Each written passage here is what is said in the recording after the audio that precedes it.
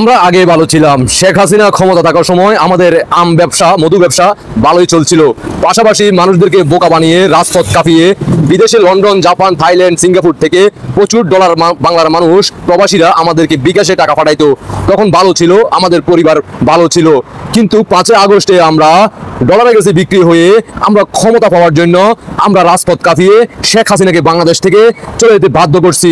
কিন্তু 5 আগস্টের পরবর্তীতে এনসিপি বনাম রাজাকাররা প্রচুর অর্থ ইনকাম করে ফেলছে। অন্যদিকে আমরা এখন নিবন্ধনও আমরা পাচ্ছি না এবং রাতে অনশনে অবস্থান করতেছে। ইতিমধ্যে আপনারা সেই স্ক্রিনে ভিডিওটা দেখতে আছেন।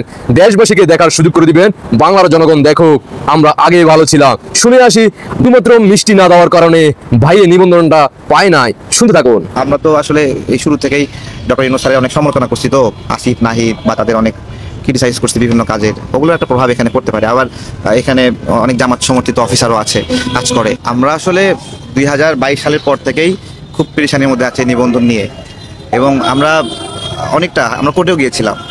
তারপরে এবার নতুন করে নিবন্ধনের সুযোগ আসলে আমরা আবার আবেদন করলাম এবং ঘুরছি, আসছি, যাচ্ছি পেরেশানির মধ্যে।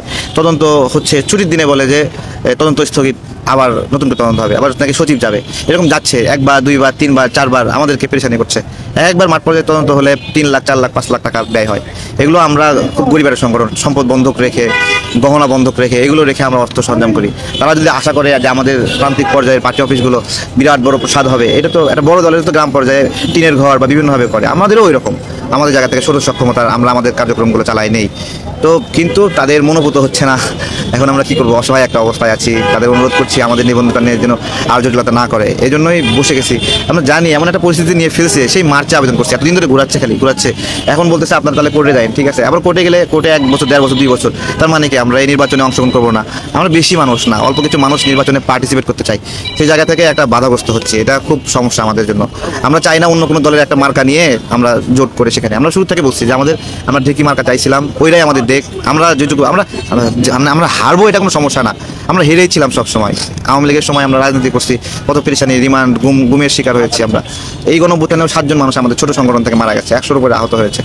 আমরা রাজনীতি করার স্পেসটা চাই, আমাদেরকে বাধাগ্রস্ত না করার অনুরোধ করছি আর কি। এখনো বলে নাই, শুধু বলে যে আমরা নাকি শর্ত পূরণ করিনি, এরকম বিভিন্ন শর্ত বলতে 100টা উপজেলা, 21টা জেলা কমিটি এগুলো লাগবে, এগুলো আমাদের আছে।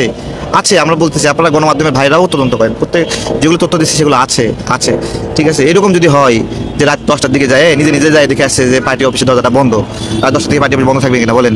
আবার সকাল 8টার দিকে গেছে, পার্টি অফিস সকাল 8টায় বন্ধ থাকে কিনা বলেন। 10টার দিকে পার্টি অফিস বন্ধ থাকে কিনা, বিকেলে একটা অবসর টাইমে পার্টি অফিস খোলা হয়।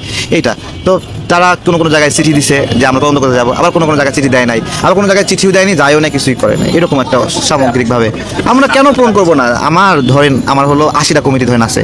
আমি যদি জানি যে আর 20টা হলে আমি নিবেদন পাবো, তাহলে কি আমি আর একটু টাকা পয়সা খরচ করে আমরা সেগুলো অফিস টফিস নেবো না? আমরা তো নিবন্ধনটা পেতে চাই, আমরা এটাই করছি। আমাদের এত সক্ষমতা নাই, কিন্তু আমরা আমাদের অর্থ করি, ধার খরচ করে হলেও সব জায়গায় অফিস নেওয়ার চেষ্টা করছি, ঠিক আছে। চেষ্টা আমরা করছি, নিচ্ছি, সেটা এখন তাদের মন মতো হচ্ছে না।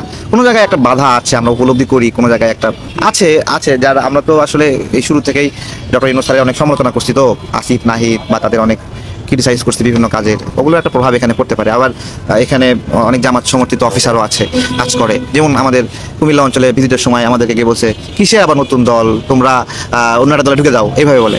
তো আমাকে তো এইভাবে বলতে পারে না।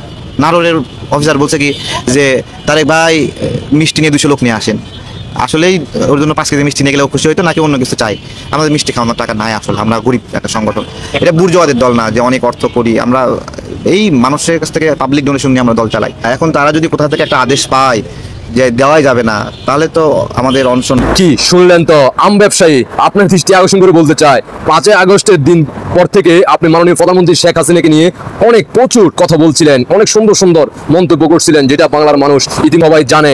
আপনার দৃষ্টি আকর্ষণ করে বলতে চাই, এখনো সময় আছে, শেখ হাসিনার কাছে হাত জোর করে ক্ষমা চান, তাহলে আবারও 5 আগস্টের পূর্বের মতো আম ব্যবসা, মধু ব্যবসা থেকে শুরু করে ডলার ইনকাম করতে পারবেন, প্রবাসীদেরকে বোকা বানাতে পারবেন। যদিও না আর বাংলার মানুষ তোমাদেরকে বিশ্বাস করতে পারবে না, যেখানে তোমরা নিজেরাই স্বীকার করতেছ তোমাদের ফান্ডে টাকা নাই, তোমাদের অর্থ নাই, নির্বাচন করবা, আবার প্রধানমন্ত্রী হবা, এমপি হবা, মন্ত্রী হবা, আবার বাংলাদেশের মানুষদেরকে, সাধারণ জনগণদেরকে আবার উন্নয়ন করে দিবা, তাদের জীবন মান পরিবর্তন করে দিবা। কিভাবে সেটা সম্ভব? কথা হচ্ছে 5 আগস্টের পরবর্তীতে এনসিপি সমন্বয়ক যারা পাখি প্রেমিকেরা আছে তারা তো প্রচুর টাকা কামাই করে ফেলছে তোমাদেরকে ধোঁকা দিয়ে, তোমাদেরকে মাইনাস করে। এখন মানুষের আবেগ, ইমোশনাল আবারও চেষ্টা করতেছো কাজে লাগানোর জন্য, যাতে তোমরা একটা সুযোগ পাও। আশা করি বুঝতে পারছেন। দেশবাসীকে দেখার সুযোগ করে দিবেন। আপনাদের ব্যক্তিগত মতামত অবশ্যই জানাবেন। এখনো সময় আছে, ভালো হয়ে যাও। শেখ হাসিনার কাছে ক্ষমা চাও। আল্লাহ হাফেজ।